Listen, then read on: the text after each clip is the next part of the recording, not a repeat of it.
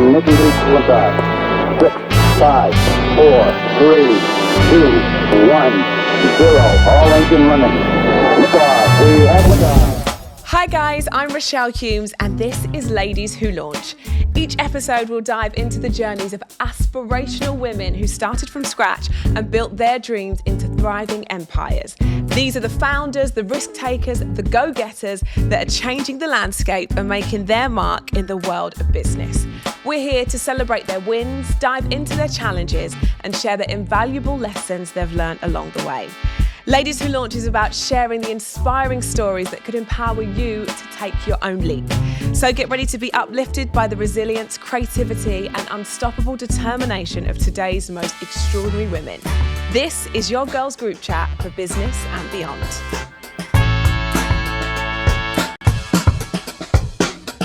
My guest today showed passion for creating meaningful change from a young age. From volunteering at the age of 13, where she grew up in Pakistan, she is now redefining what it means to gather around the table, building a brand that's not just about cookware, but about culture, connection, and community. Welcome to the podcast, Shiza Shahid. Just a quick one before we start. If you like listening to this episode, which I know you're going to, please like it and subscribe to our channel and don't forget to share it to your group chat. I'm so pleased to talk to you today.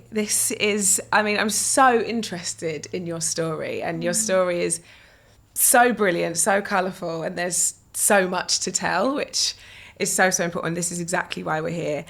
I want to start with your early years. How was your childhood and how did that look to you? I had an interesting childhood. I was born in Pakistan and I grew up there most of my life. I come from a modest family. My mother was the oldest of 4 sisters, married my father when she was 19 years old, met him for the first time on their wedding day. My father was born into a poor family, lost his own father when he was 9 years old, and became the head of the household as a young boy. But they worked hard to build a life, and they made the radical decision that no matter what, their children would have the very best education in the country. So I was fortunate. I got to grow up in a loving home. I got to witness my parents build their lives and send us to the best schools and give us all the freedoms that they couldn't have dreamt of. But I was also growing up at a time when there was rising violence in my hometown. It was a post 9/11 world. Terrorist attacks, suicide bombings were coming closer and closer. And I just wanted to understand the world around me and do what I could to help those who didn't have the opportunities that I did. So I spent a lot of my teenage years volunteering. I volunteered in a women's prison. I volunteered in a informal settlement with microfinance and microenterprise. And then when a massive earthquake hit Pakistan, I volunteered in an earthquake relief camp. And so a lot of my teenage years were me going to school, leaving school as soon as my classes were done, and then going somewhere to try and make a difference. And I think it taught me at an early age that I had a power to make a difference even in things that felt really big and difficult. I could ease the suffering of just one person, and that was enough. I mean, it's such an incredible outlook for somebody so young to have. You know, that's the kind of outlook that I would hope that my children would have. Like you say, that you're fortunate enough that your parents, you know, want the best for your education and they want you to go to the best schools. How hard is it to focus on your education and give that your all when there's so much going on around you? I think that I was lucky to be very self-motivated. I actually studied under the British schooling system. So I did the O-levels and A-levels because Pakistan is a former British colony. And so we mimicked a lot of the education that you have over here in London. And, you know, I guess for me, the way that I was wired, school is an interesting thing. I think you can learn how to be good at it if you're oriented that way. And so I was good at school. I did test well. I wouldn't be here today if I hadn't, because I didn't grow up with the privilege that would lead me eventually to get access to Ivy League schools. So I had to have good grades.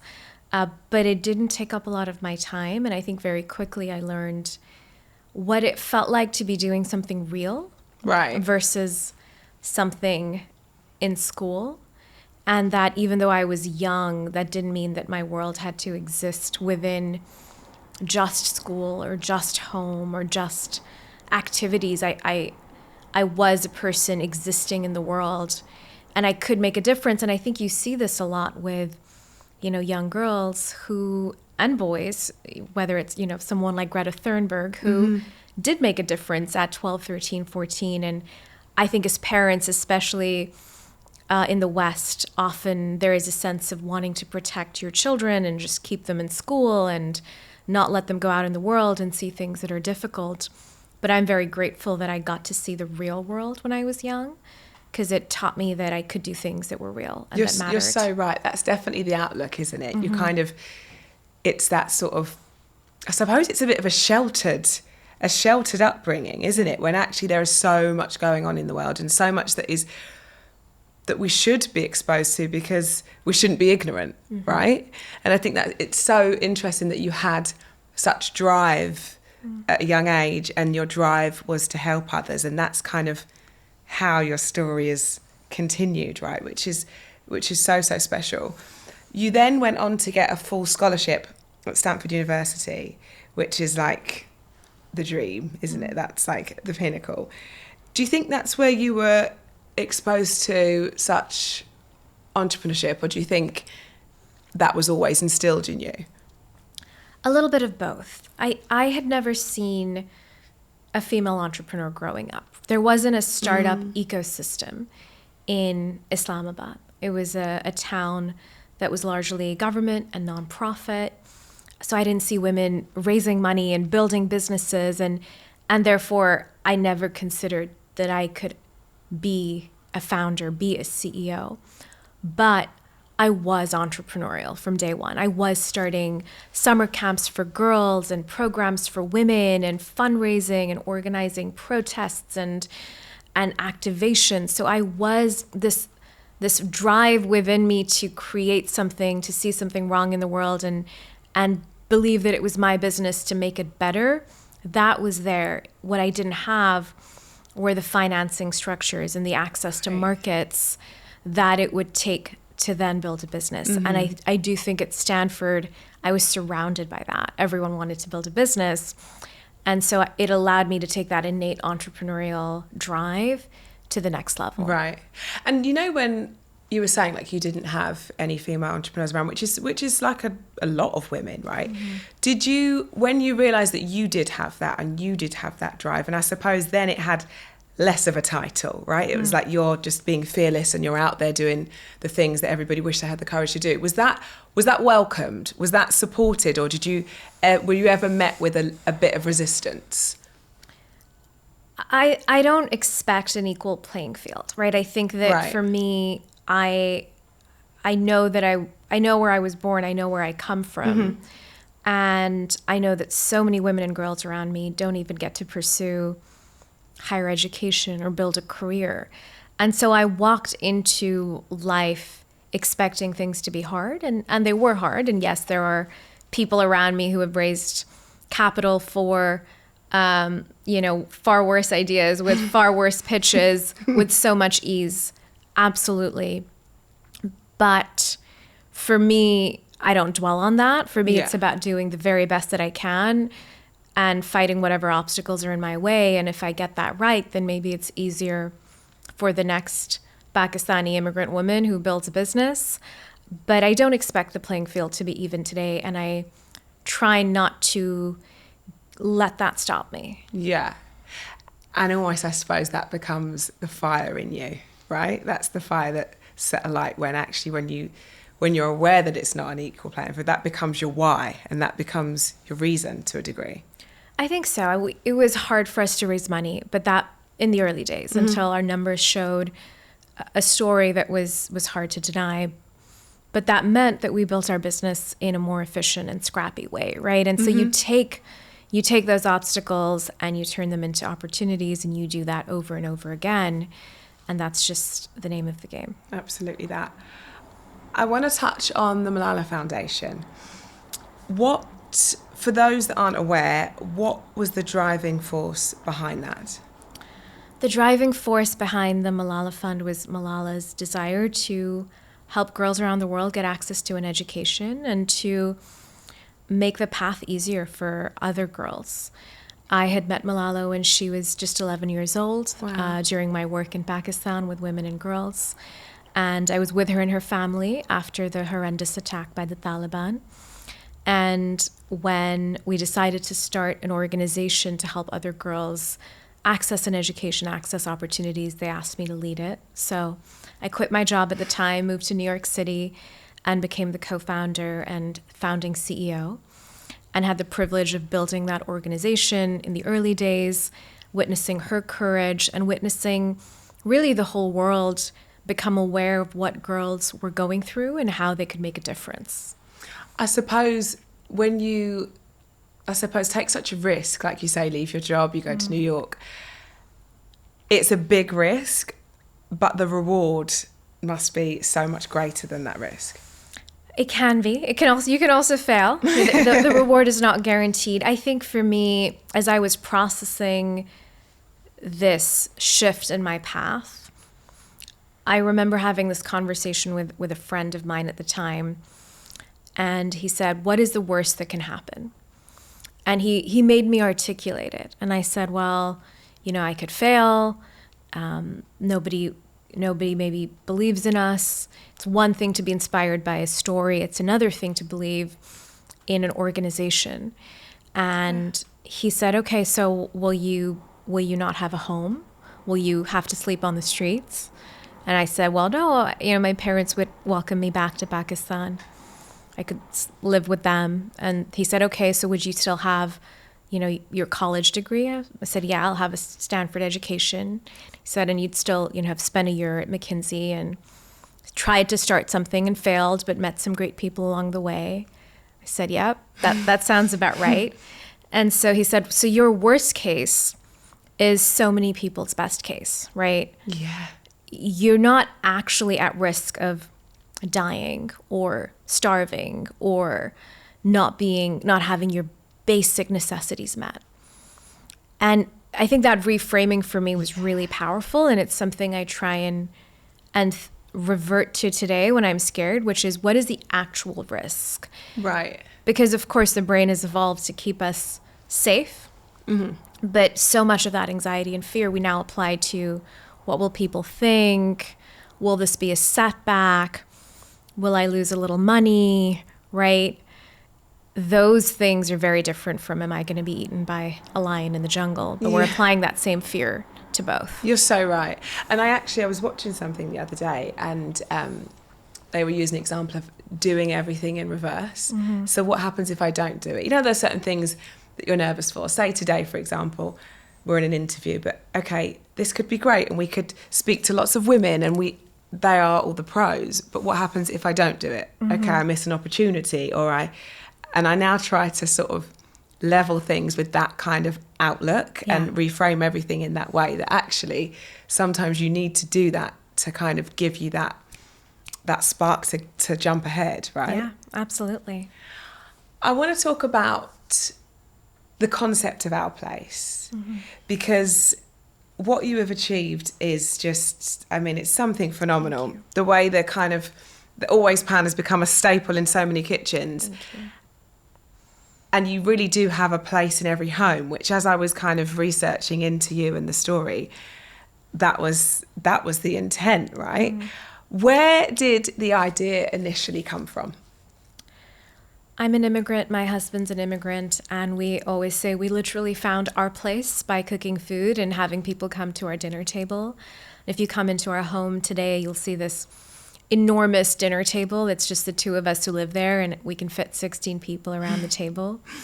And we just love building community, and it's always around food. And as we think about our most precious memories, and I think this is true for most people, they're almost always around food. And as I was building my life, I was sort of 10 years into having left home, moved halfway across the world on my own, and constantly being on the road. And I just felt this deep sense of disconnection. I I was traveling all the time. I was tired. I was eating out. I didn't have a sense of community. Right. I began learning how to cook and had the experience of walking into a traditional kitchenware store in America. And it was just rows and rows of stuff and clutter and, you know, pots and pans of every shape and size and 25-piece knife sets.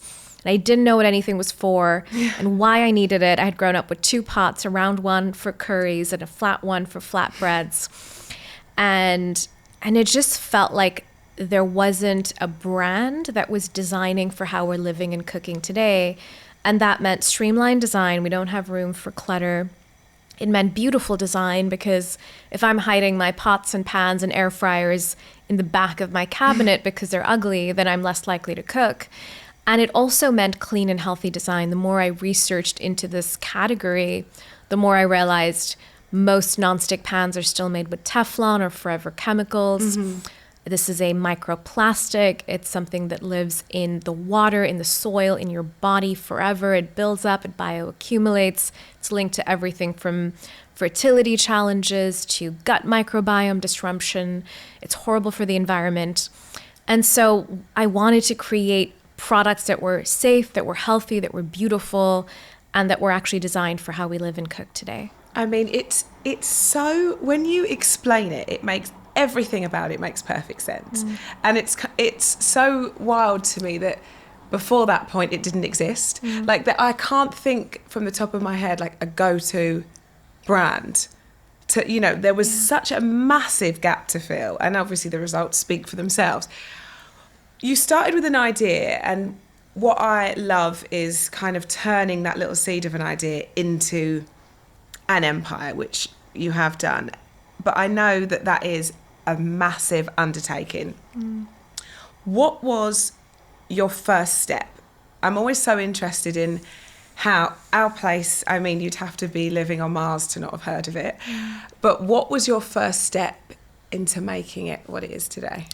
The first step was product, great product. Right. What is the problem we're solving, and how do we design something that solves that? So Right. my husband is my co-founder, and we took some of our savings. We contacted industrial designers and engineers and brought together this brief of this pan that was the Venn diagram of your typical cookware set. We said, make it shallow enough that you can flip an egg and deep enough that you can roast an entire chicken, and really sort of thought about all the little details that frustrated us while we were cooking, like, where do you put the spatula? Can you just rest it on the handle? Yes. I mean, it's genius. It's so good.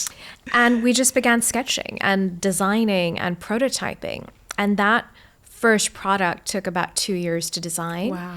Before we ever sold a single always pan. And eventually it became the cornerstone of our entire product catalog, which is now we make dinnerware, we make cookware, we have appliances, but they all have that same design ethos of streamlined, beautiful, clean, and healthy. It just feels so clean and so modern. It's like, yes, we're in 2025. This is what should be in our kitchen. So you said that you and your husband used your savings. Did you raise any money up front? No.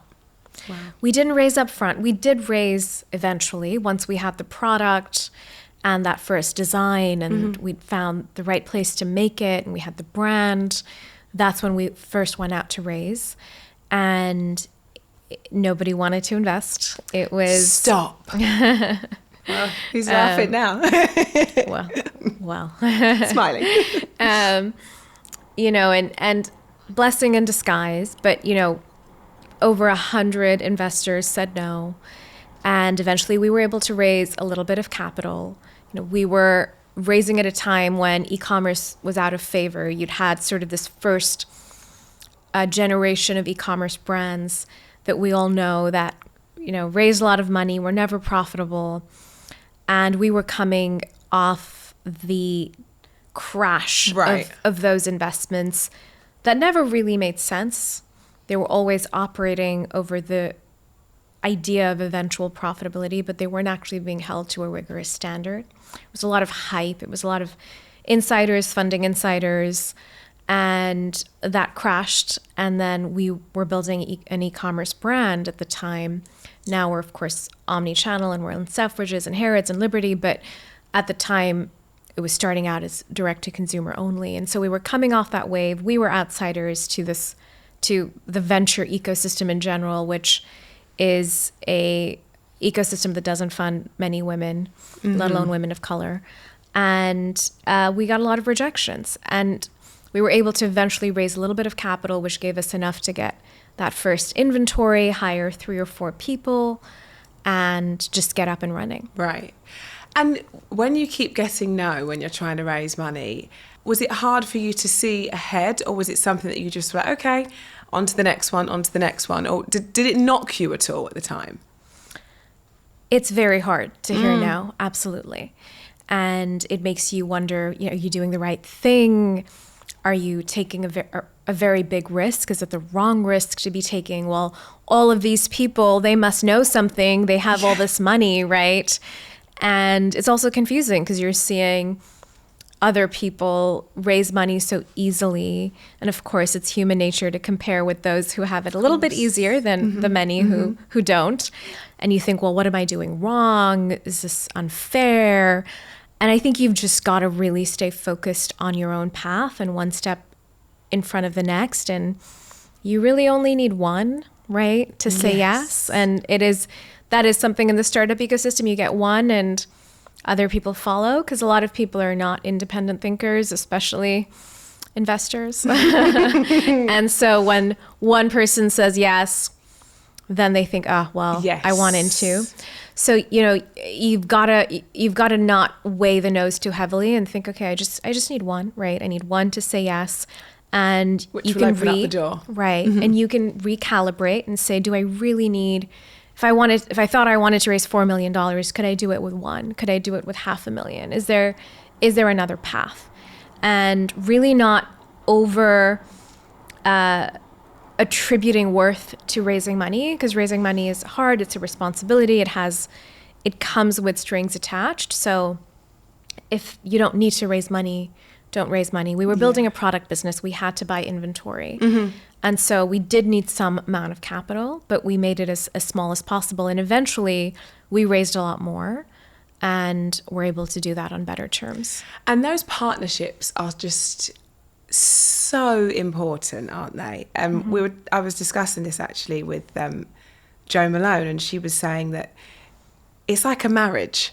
It's something to take so seriously up front, because everybody's going into it a little bit blind, right? You need that capital, so you need an investor to help you get there. But actually, they're very important partnerships, and you need to make sure that you're doing that with the right person.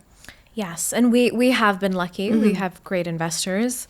But when it goes wrong, and it can go really, really wrong. And that can be really hard to disentangle. And so just going in with your eyes wide open. And if you're raising money, make sure you really need to raise the money. And, if I ever start a business again and I don't have to raise, that would be my first path, because you have full ownership and you have full independence, and you don't have someone who's invested capital in your business waiting at year 5, 6, 7 to get that money back and a return.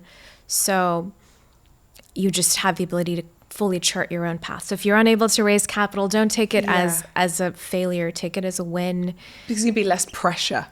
It's the pressure, like you say, if you've got to hit certain points, right, that can sit quite heavy. Right. There's pressure either way. It's just when you take capital, you are promising to give it back within a certain amount of time at a certain return. And you may reach a point, and if that timeline is 8 years, at year 7, you might realize, what? I need 6 more years to build this into what it needs to become. And maybe your partners, your investors are patient, maybe they're not. So I say all of that to say there's just so much glamour in raising capital and how much have you raised, and we have raised now, and I get it, and it's a gift to have a healthy bank balance when you're building a business, but to not raise is also such an incredible way to build if you can. And even if it feels awful right now that others are raising and you're not, try and turn it into your advantage. And certain kinds of businesses, maybe there's no way forward. But if there is a way forward, take that as a win and know that, 10 years from now, when you have a thriving business and you have full ownership, you might be glad that it worked out that way. Exactly that. Interesting when we touch on the hundreds of no's that you got, because I'm just reading this little stat here, and it says that Our Place is one of the few startups known to have scaled to a 9-figure brand through DTC. There might be some regretful people sitting around that said no. It is beyond impressive, and there'll be lots of people that will look at keen to know exactly how you did this. I suppose the scale is something that I'd imagine that you never dreamed of, right? That you always hoped that it would have gone a certain way. What do you think it was that sort of that hit those targets, that sort of blew the forecast away? For you, when I think of your brand, I see storytelling as so important. Was that a big strategy for you from the jump? Absolutely. It was a huge part of how we introduced the brand to the world. Most kitchenware brands were talking about how many plies are in their cookware and how sharp their knives are. And our knives are very sharp. They're backed by a lifetime guarantee and German steel. But we talk about the why of cooking, right? And we talk about why we cook, which is to reconnect to our bodies, our food systems, our farmers, our cultures, our communities, our identities, our traditions. And that's why the brand is called Our Place, not our kitchen or our home, because we really believe cooking a meal, sharing a meal, breaking bread together is about making place for ourselves and each other at the table.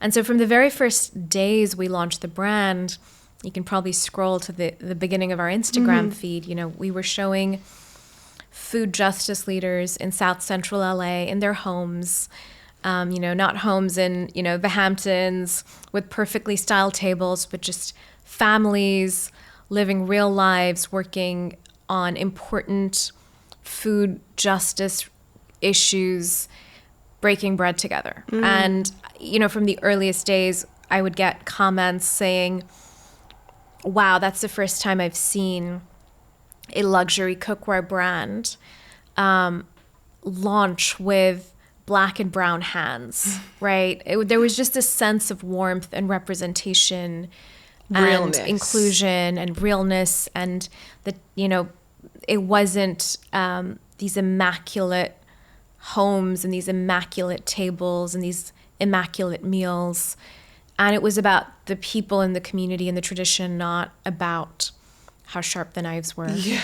And I think that really just struck a chord, and people fell in love with the brand. They fell in love with how it spoke to them. We also have this line of products we call tradition wear, which are products literally designed with communities to honor the cultures and celebrations they hold close. So within a month of launching the business, we had our first tradition wear launch, which was Noche Buena, which was made in partnership with artisans in Oaxaca. 2 months later, we had our Lunar New Year collection. This was a time, there's been some progress now, but at the time, you really weren't seeing most of our cultures in food magazines, in grocery stores, in food columns. It was really just kind of, catch-all curry columns, and so there really just wasn't a celebration of the vastness of cuisine and culture. And we sort of did the opposite and said, we're going to design an entire collection just for Noche Buena. And if you don't celebrate Noche Buena, you can learn about it. And these are beautiful handmade products you can have in your home. And if you do celebrate Noche Buena, this is for you. And I think people just saw how differently the brand was showing up, and really that this was a lifestyle brand, not just a product. I think that is what is so clear to see. And I think, like you say, taking those stories, those inclusive stories, and placing them in the mainstream media, what's bizarre is that nobody's ever done it before, which would make you feel like it's a risk, which is terrible to say because it's not a risk. It's just celebrating everyone and every kitchen and making everybody feel that they can see themselves, which is crazy to think that those kind of slick brands have actually been alienating, you know, lots of different audiences for so long. Yeah, I think that, you know, there were a bunch of brands that started launching around that time, and many of them raised capital with far more ease than we did. And, you know, I remember getting my hands on a deck from one of them, and it said, it was sort of painting a picture of why it would win. And one of the things they said about us was, oh, they're just doing niche marketing, and they're just doing minority marketing. And I think, I remember reading that and thinking, wow, right? Like, there are, you know, so many people who celebrate in so many different ways. And this is a brand for everyone. And we all love to celebrate with our friends and our neighbors. And that's what makes our culture so rich, is that you can walk in and have an incredible Japanese meal, and you can go next door and have an incredible Oaxacan meal. And we love being able to experience culture through food. So why are we isolating so many groups and communities? You're so right. It makes zero sense. And to be called niche, it just seems wild to me. What you've done so well is kind of, from the outside looking in, is placing things which feels perfectly from the outside, placing them and having different people be aware of the brand that I suppose that wouldn't be normally. You worked with Selena Gomez pretty early on, which many would look from the outside and think, wow, what an incredible global ambassador for a brand that's at that point in its infancy. I suppose there's lots of people that would, when a brand is new, and it's so funny because I found this with this podcast actually, it's easier now that people can see what it is, but when something is so new, when you're trying to sort of sell it and get it across the line, it can be quite hard until the brand exists. How did that look with that setup? I know, was that your first kind of celebrity partnership? Yeah. That's our first partnership and our biggest partnership, and it was a dream. Selena's wonderful. Her team are incredible. And it came about so organically. She, during the pandemic, started learning how to cook. And she had this show called Selena and Chef, where world-renowned chefs would give her recipes and cooking instructions over Zoom. And it was her and her best friends and her nana and her pops, and they were all cooking. And she got very good. I mean, she was, you know, making lobster and pasta from scratch and ice cream from scratch. And it was just the most endearing show. And I think it went on for about 5 or 6 seasons. And around, I think it was season 2 is when we got connected, and she loved the product, and we were fans of the show and how much it humanized cooking. It wasn't professional chefs racing against a clock to make the most competitive, insane dish. It was just a family cooking together, sometimes messing up, but still ending up with something delicious. And that's what cooking is. It's imperfect, it's messy, but it's just one of the most important daily rituals in our lives. And so we partnered with Selena and designed some personal collections for her in beautiful colors, and it was a really special collaboration. And I think a lot of people who loved the brand felt an even deeper connection. A lot of people learned about the brand for the first time through that partnership. And it was a lot of pressure. We were 2 years old, and we were partnering with the most followed woman on Instagram. And so we wanted to get it right, and we did. And, you know, it all went off really, really well, and I'm really proud of our team for how they executed that. I mean, what a way to kick off your first partnership, literally with the most in-demand woman, like you say, the most followed lady on Instagram. It's interesting what you touched on there with Selena and during the pandemic, because the pandemic did that thing where we kind of all just, the wheels fell off a little bit when they fell off the world at that point. Or you found a skill, or you started a business, or you know, it become that time where you had concentrated time to hone in on something. It must have been a time that sort of shifted it for you guys, because we were cooking. We were in our homes. We made all the banana bread. We were doing all the things. And actually, like you say, that it was, if you were lucky enough to be in lockdown with your family, that's how that looked, right? Everybody was being a little bit hands-on, and I suppose caring about the kitchen a little more. The kitchen's always been a part of my home, and like it is for so many, but it can be quite transactional, can't it? If everybody's busy and it's right, okay, I need to cook the kids dinner, and it comes very kind of, I don't know, life can get in the way and it becomes less special when life is busy. Right. But actually, when you have that concentrated time to spend together, we all become interested in what we were using, what equipment we had. Did you see that in terms of the business and how that looked? We did. Yeah, we did. It was, and that's not, and that sounds like a good thing. And right, people are cooking more, they're buying more. But it's good and bad, right? For one, we were six months old as a business. Wow. And the world shut down. And we were a brand that was about gathering. Yes, we were about home cooking, but it was also gathering, being together. We weren't a brand that was about cooking quarantine pasta and eating it alone in front of your television, right?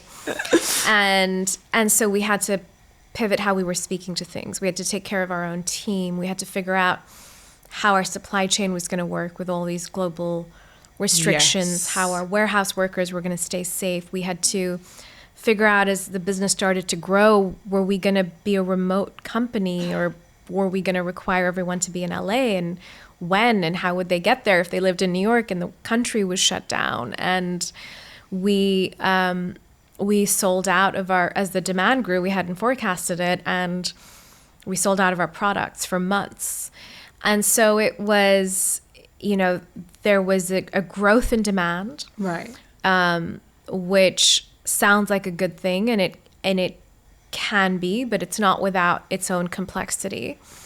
And the wonderful thing was, people were willing to wait. They understood, so they would pre-order and wait 3 months, and we would send them emails frequently saying, "Thank you for ordering.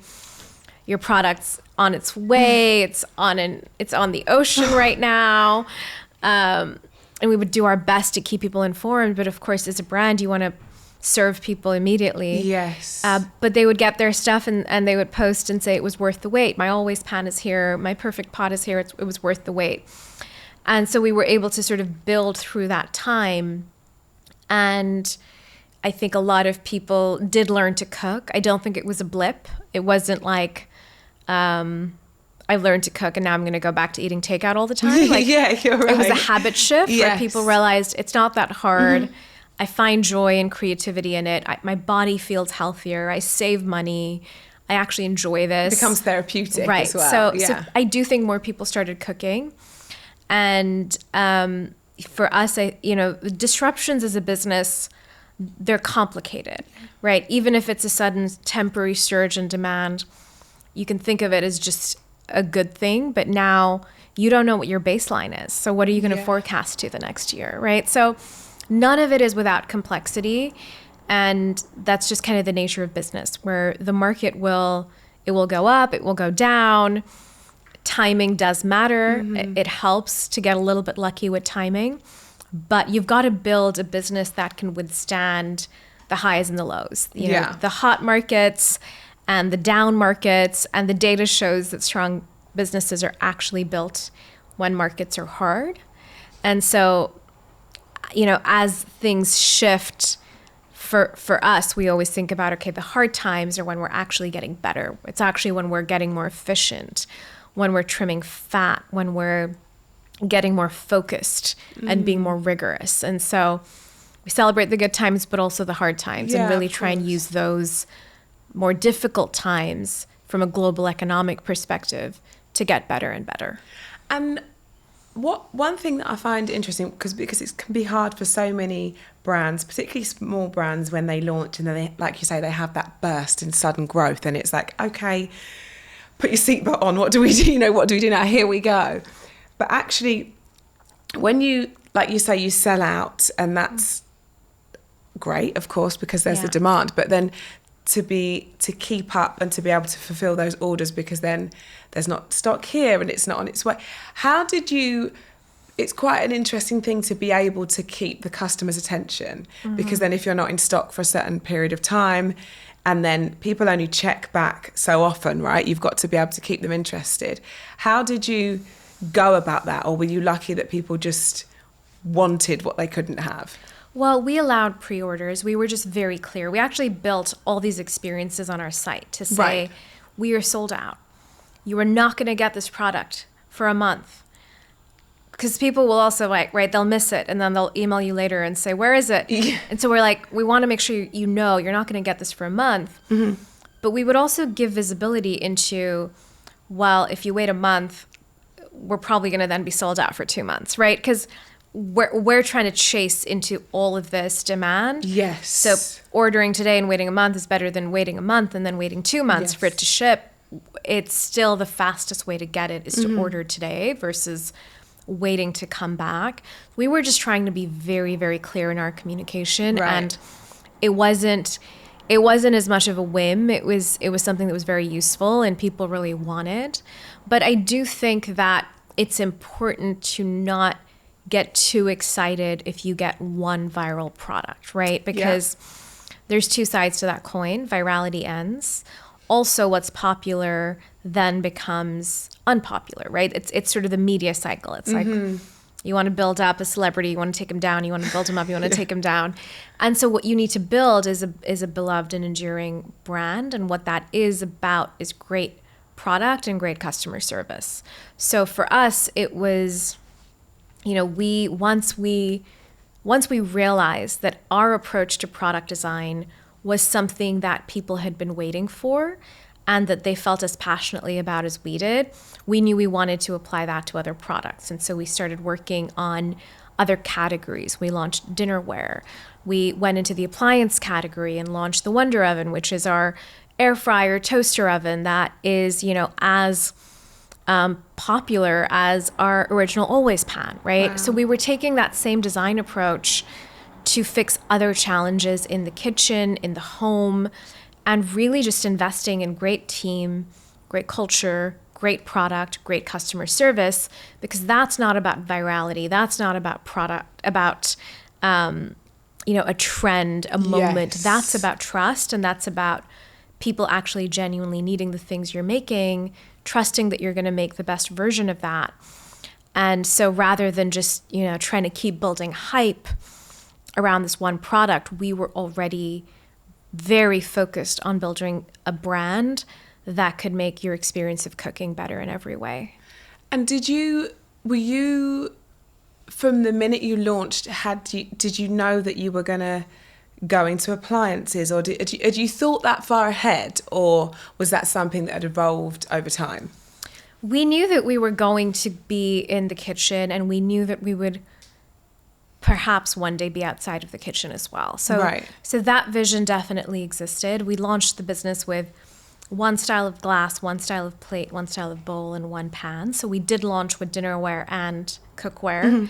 And then we have since then really sort of been focused on where can we make the biggest difference. And so we haven't yet designed a fork and a spoon, because turns out most forks and spoons are pretty great, right? Now you need a fork and a spoon. And so people are often confused when they walk in and we don't have a fork and a spoon. And we say, well, we didn't think that we could dramatically improve this experience. So, get any fork and spoon, you're fine. But when it came to cookware, right, it was toxic, it was ugly, it was bulky. Same when it comes to appliances, right? Most air fryers are also coated in Teflon, the same as nonstick pans. They're mostly plastic. They're very, very ugly. They're very so bulky, ugly. Right? Yeah. And they're very single use, right? You can't do multiple things in your air fryer. And so it just felt like a category that needed a much better product.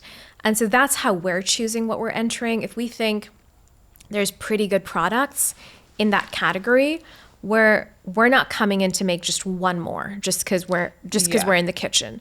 For us, we have to believe that no one has made a good enough product in this category, then we'll go in and we'll make something. Right. So how can you add value to everything you touch? It's clear to see that, and that is what you do so incredibly well, you know, from everything, like you say, from the purpose to the storytelling to the aesthetic, like that it feels so considered in every part of it. And I think, you know, and as having a brand myself, it's so hard to get all of that right at all times, but that is, you execute it so well.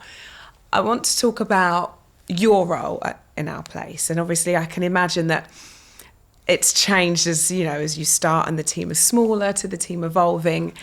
What is your role now and how does that differ to day one? I'm co-CEO. My husband and I are co-CEOs, so we run the company together. The role has shifted in that we have a much bigger team now, and we also have a lot more functions, you know, things that we didn't have when we first started. We were just in America. We didn't have an international team, right? A lot of the things that we now have built weren't there on day one. We launched with, you know, product, customer service, some, you know, early logistics operations, and that was kind of it. And now we have, you know, many functions within the org, and we take all of them very seriously. And it's really important to us that we build every function to excellence. A lot of direct-to-consumer brands, they're just marketing, right?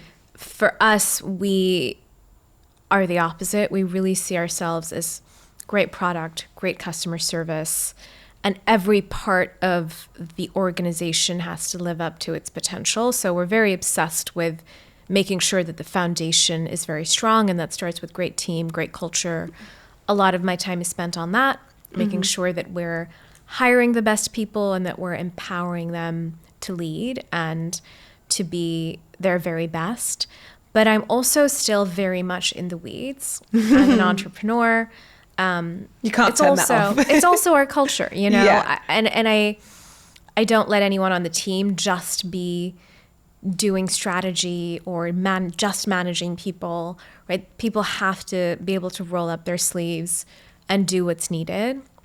And so I try and do that myself. I enjoy it. I enjoy being in the work. And also I think it's important to lead in a way that you want to set the tone of the culture. Yes. So there's still functions that I manage directly without anybody else in the picture. And often when I'm starting something new, a new function, I'll take it on and get it started and then build the team once it's a little bit bigger. And when you kind of had the means to be able to evolve the company and expand the team, what area of the company were you most excited to build out?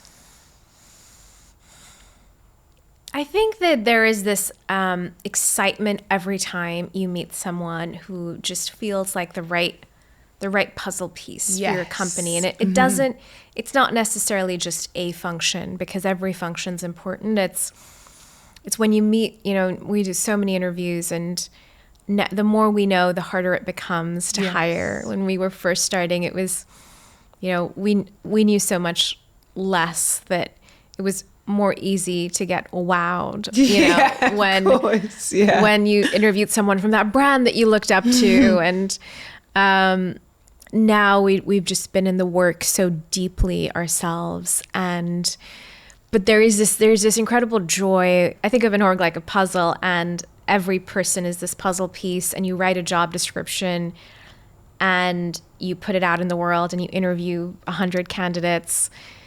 But the person you eventually end up hiring is a slightly different puzzle piece, and it kind of changes the shape of the picture. Wow. And they possess some of what you thought they should, but they don't possess some things. And in some other skills and attributes, they're even better and stronger. And it just changes your organization. And there is an incredible joy to that, and being excited about someone else entering the team and bringing a new skill set, bringing a new orientation. It comes from, yes, being an expert in your field, and also having a really great attitude. I think the ways in which people contribute to a company's culture, it sounds obvious to say, but until I started this business, I didn't fully understand how critical it is that people show up with the right attitude and they participate and they know how to handle conflict well and they celebrate with their teammates and they have real drive and ambition. That's what organizations are. They're just people. And so much of what we do is about making that equation between people good. And the energy can change the room, can't it? For better or worse. So it's so important that everybody's aligned on that. Is it something that you've found hard at all? Because your messaging as a brand is so clear and your values are so clear and your why and your reason. As a company scales, is it something that it's hard to kind of maintain the root of that? Like, how do you kind of let that trickle through everybody when your team sort of starts like this and grows to something so big? I think that for us, one of the things we've really invested in is time together. And when we were building in the pandemic, we didn't know what the world would look like. And the company was remote at the time. And since the pandemic has ended, we have slowly become more and more hybrid. We do an annual company retreat where everybody comes together. We do team offsites. We do leadership strategy sessions. We just got a new office in Los Angeles and built out our own studios. And the team is in person a lot more. Right. And I think it does help to be there in person physically together. I think people pick up on the culture, the energy, the values in that way. It can be harder when it's just Slack and remote. So that has been important. And even in hard times, we've continued to have our company retreat, and fly everyone in. And, whether it was a good year or a difficult year, team events and dinners and celebrations, these were things that we really kept close. Right. And prioritize and invested in. And it's, I will still look at the menu for what the team event dinner is. And I take these things very, very personally because I do think fostering that culture is so important. And if you create opportunities for folks to be together, then the culture becomes clear and it spreads. We also, we take the time to articulate who we are, where we came from, why we began. And then we also try really hard to show up for each other. Yes. We're filming this a week after the Los Angeles fires, and 5 of our teammates were displaced. And, we were very close to the fires. And the very first thing I did after, evacuating my home was check in on the team, right? Yeah. And make sure that if folks needed a hotel or food, whatever else was needed, we took care of them first and got new office air filters and closed our retail store. And then the second thing we did was take care of our community. We reopened the stores. We gave out free meals. We gave out products to customers whose products had been destroyed. We reached out to nonprofits and partnered with them. And so I think your culture is also built in those hard moments. Yes. And showing up in those hard moments. And I suppose, like you said before, your community are everything, and giving back to the community in that way when they have invested in you is so important, isn't it? Absolutely. And if you hire the right people, then they will also, you will build a culture and they will come and build on top of it. Yes. And I remember it was maybe 2 or 3 years ago, we used to have a larger team based in New York, and we've since then, increasingly concentrated the team in Los Angeles. But we had a team in New York from the time of the pandemic, and I made the decision that I would fly in every month to be there. We got a shared workspace, and we had a holiday party that year in New York, and I flew there with the team, and I had just come from the holiday party in LA. And it was a beautiful celebration, but I remember in that moment thinking, wait, I'm not enough. Me flying in isn't the same as these other 30 leaders I have in LA, and it doesn't compensate for them not being there with me, right? I I'm just a portion of this, and I'm no longer even the biggest portion of it. There's an entire team and culture, and yes, you know, I started it and I set some of those cues, but now they have taken it and they have built it. Yes. And me being there doesn't make up for them not being there. And that was a big part of how we started to think about evolving into a more hybrid culture and flying people to LA instead of me flying to New York, so that they could experience not just my leadership, but each other. Yeah. And so, yes, when you start, a lot of it is about how you're setting the tone. But if you hire the right people as you grow, those people are then reinforcing and actually improving what you started. Yeah, and adding to it. It's so special. And then I suppose that is just how it continues to evolve. So special. Yeah. I want to do our rocket round now, which is essentially quick fire. And we ask our guests the same question. So the first one is, what are the non-negotiables for launching a business? Deep belief in the mission that you're starting. It's going to be so hard, and you need to believe in it on the really hard days when nobody else does. Yes, that is so true, isn't it? You have to have it there because, like you say, it gets real. It really, really does. When did you first realise that you truly launched? Was there a light bulb moment where you thought, this is happening? Team. It's always moments. When I think of highlights, it's moments with the team. And I remember this was on the first time we got together as a team after the pandemic. It was our first retreat, and everyone was meeting for the first time. We'd just gotten the vaccinations, and it was safe to be together. And I walked in, and the team was doing karaoke. They had their arms around each other. They were being absolutely ridiculous.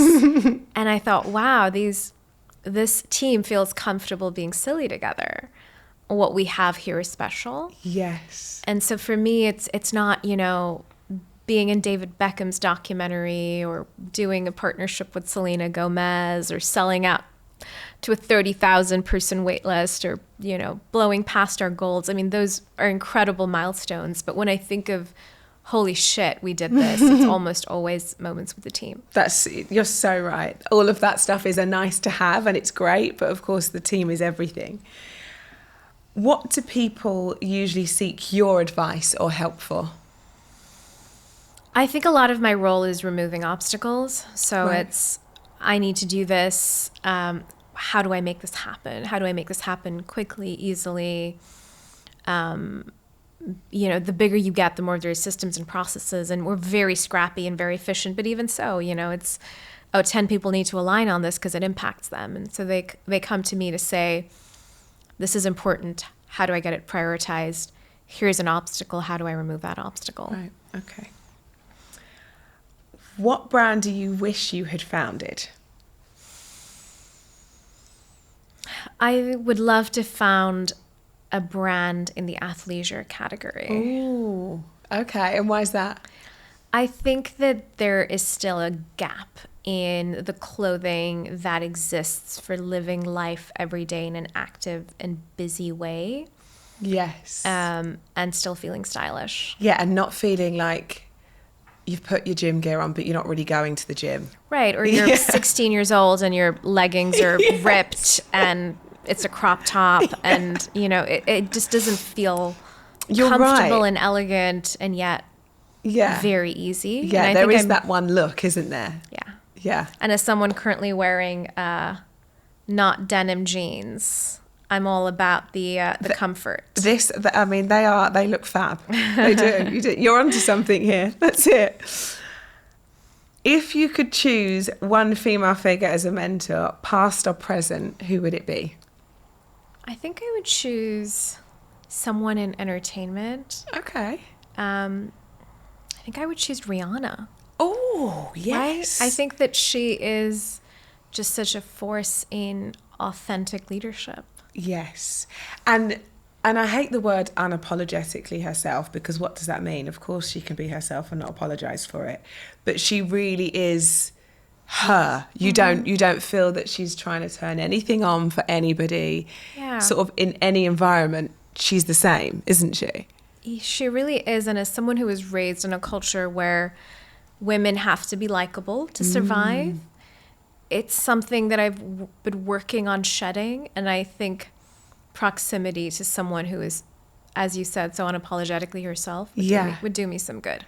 Yeah, and I think women in general, and it was so funny, when she was pregnant, I noticed there was this real shift in women proudly then displaying their bumps too, because I remember when I was pregnant with my 3 children, it was kind of like, oh gosh, you should cover that up. And I kind of was like, yes, it was so amazing to see her so comfortable in her body and not caring what anybody thought. It was so, so refreshing. If you could trade one of your current skills for a superpower that would help your business, what would that be and why? I have to tell you what I would give up and what I would acquire. Yeah. Damn it. Or even a little bit. Just give a little bit of what you think you've got in abundance. Oh, man. I don't know that I'd give up something I've got in abundance, because I think you have to make the most of your superpowers. Yes. Nice. What I would get more of, if I could, would be probably just organization. Okay. But, you know, I think I definitely, and you see this with a lot of entrepreneurs, I have a little bit of ADHD. I can be hyper-focused on one thing, but then I can miss other things. Right, okay. And I do think it's been a superpower. But as you get bigger, your weaknesses impact your business, right? Yeah. And so if I could be, I think, more organized, so that I didn't accidentally book a flight on the wrong day, I do think that would be useful, as long as it didn't mess with the fundamental equation. The other thing I would love to get more of is to be more funny. Okay. And I think I am very warm and heartfelt. And so you kind of see that in our place. It's a very warm and heartfelt brand. But I think there's just something so relatable about humor, and food is so funny. Yes. And so I might trade some of that earnest warmth for more messy wit. Okay, I like that. That's good. I love that.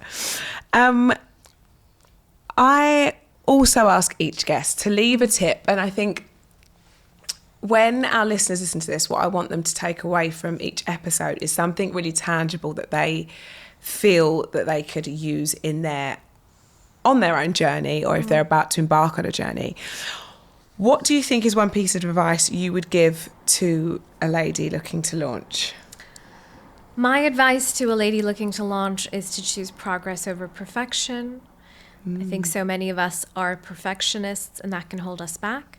It doesn't need to be perfect. Just launch, just start, and put one foot ahead of the other, and you'll figure it out. That's such good advice.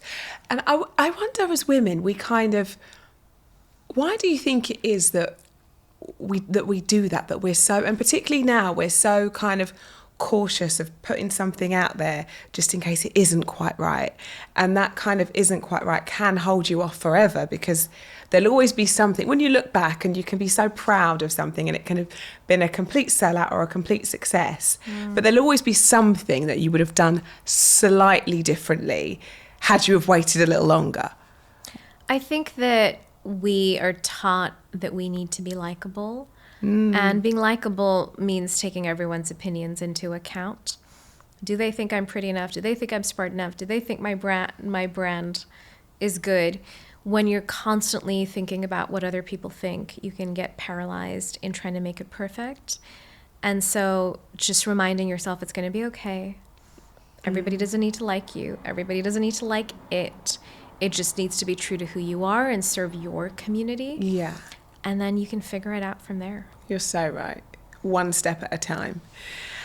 I promised myself when I did this that I would find out how everybody spends their lunch hour, and this actually feels so apt for you. We've spoken about ladies who launch. I like to know a little bit more about Ladies Who Lunch.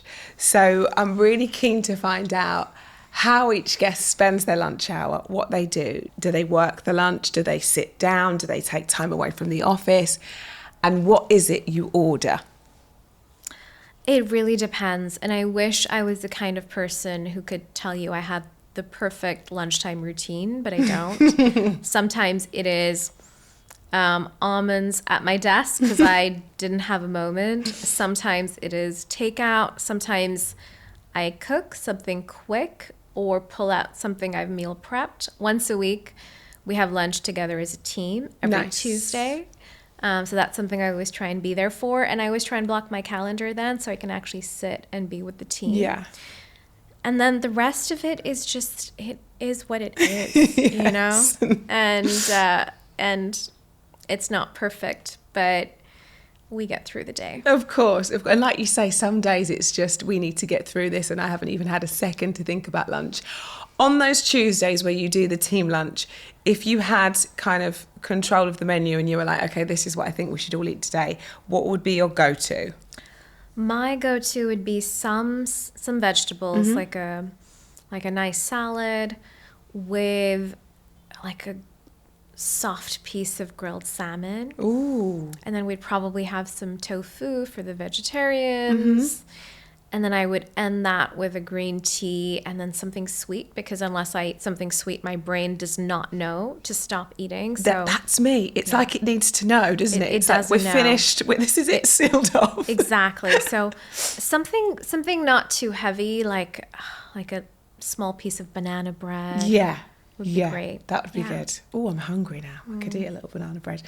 Thank you so much. I've loved this. It's been so interesting to hear about your journey and about the success of our place. You know, it's so incredible to see it from the outside, but to meet you and hear from the lady behind it is really, really special. So thank you. Loved that. Thank you, everyone.